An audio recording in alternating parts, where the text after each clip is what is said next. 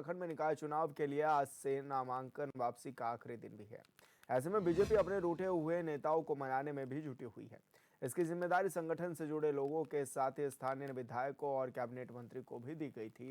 इस संबंध में प्रदेश अध्यक्ष महेंद्र भट्ट ने कहा है कि सभी जगह से ऐसे संदेश आ रहे हैं कि जिन लोगों ने पार्टी से नाराज होकर अपना नामांकन कराया था, वो सब लोग आज नामांकन वापस ले लेंगे।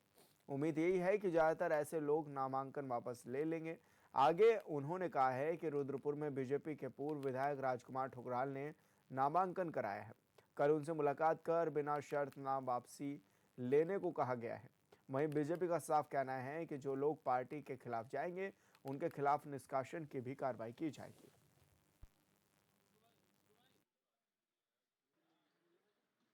देखिए, मुझे बताते खुशी है, जो संकेत हमको प्राप्त हो रही है, लगभग भारतीय जनता पार्टी जो है काम करता है। तो एक क्षेत्र की करती है, लेकिन इसी बात का मैंने हमारे संगठन कार्यक्रम में वार्ता की है और सायकाल तक इतनी बहुत दिक्कत हो जाएगी। हमारी कोशिश है कि लगभग सभी स्थानों भारतीय जनता पार्टी के जो विकास के पक्ष से लोग नागरिकों वापस हो जाए और उसके परिणाम साथ सायकाल कराने में अभी तक की हमारी जानकारी के अनुसार है लगभग 10-25% निकल आई थी। वो ठीक उससे भी कम की कम फल तक की बात हो चुकी थी। 8-10 लोगों के से हमारी आज वार्ता काफी चल रही है, लेकिन मैं कहता हूँ कि सायकाल तक संभवतः 60% और 90% लोग अपना नाम वापस लेते हैं।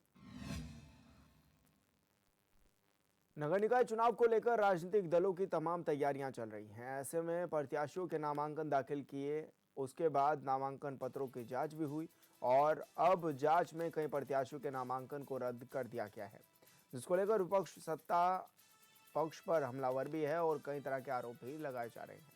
वहीं कांग्रेस के आरोपों पर पलटवार करते हुए बीजेपी प्रदेश अध्यक्ष महेंद्र भट्ट ने कहा है कि नामांकन रद्द की एक पद्धति होती है, लेकिन कांग्रेस ने ऐसे प्रत्याशी उतारे हैं जिनकी उम्र ही पूरी नहीं है। ऐसे में कांग्रेस इस तरीके का कार्य करके अपनी हार को दर्शा रही है।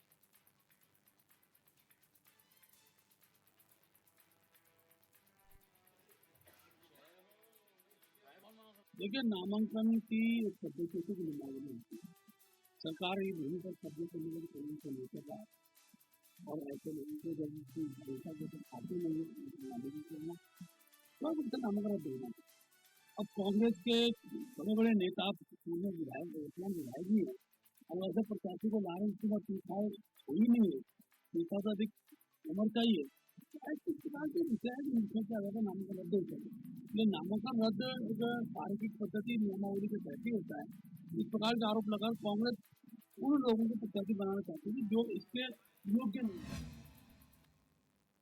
निकाय चुनाव में विपक्षी पार्टियों के पर्चा निरस्त हो और सत्ता पक्ष की लगाई जा रही आपत्तियों को लेकर कांग्रेस प्रवक्ता शिषपाल बिष्ट ने सवाल उठाए हैं। उन्होंने कहा है कि लोकतंत्र की खूबसूरती चुनाव से है, लेकिन बीजेपी विपक्ष के उम्मीदवारों से डर रही है। बीजेपी को हार का डर भी सता रहा है, इसलिए वो सत्ता का दुरुपयोग करते हुए सरकारी मशीनरी के ऊपर दबाव बनाकर विपक्षियों के पर्चों को निरस्त करा रही है।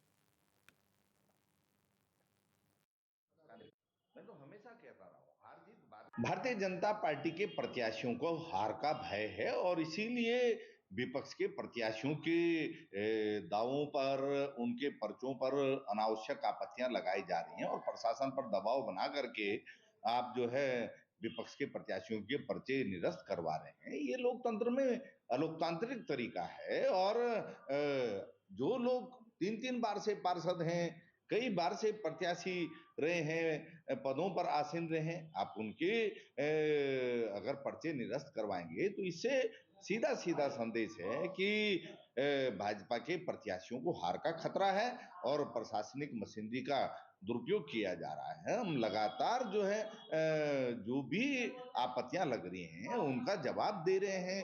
जो है सही कागज अगर प्रस्तुत किए जा रहे हैं उसके बाद पर्चा निरस्त करने का सवाल।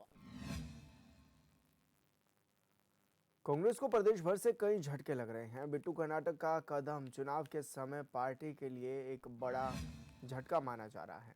उन्होंने मीडिया से बातचीत करते हुए पार्टी नेतृत्व की कार्यप्रणाली और टिकट बंटवारे पर आपत्ति जताई है।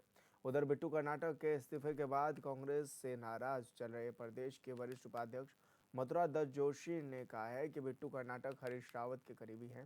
बिट्टू कर्नाटक के कांग्रेस छोड़ने की वजह हरीश रावत से पूछी जानी चाहिए।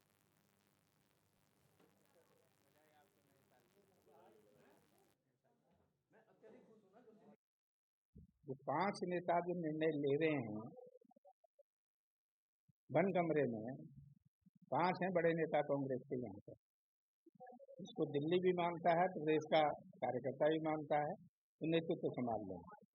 उनको निश्चित रूप से कार्यकर्ताओं की भावनाओं का सम्मान करना चाहिए। और बिट्टू कर्नाटक जी ने बिल्कुल ठीक बात की, बहुत सीनियर आदमी है, पुराने आदमी। लेकिन बिट्टू कर्नाटक जी को, क्योंकि वो हरीश रावत जी के सबसे करीबी व्यक्ति है, मैं भी हरीश रावत जी का बहुत करीबी रहा हूँ, आज भी मैं उनका सम्मान करता हूँ।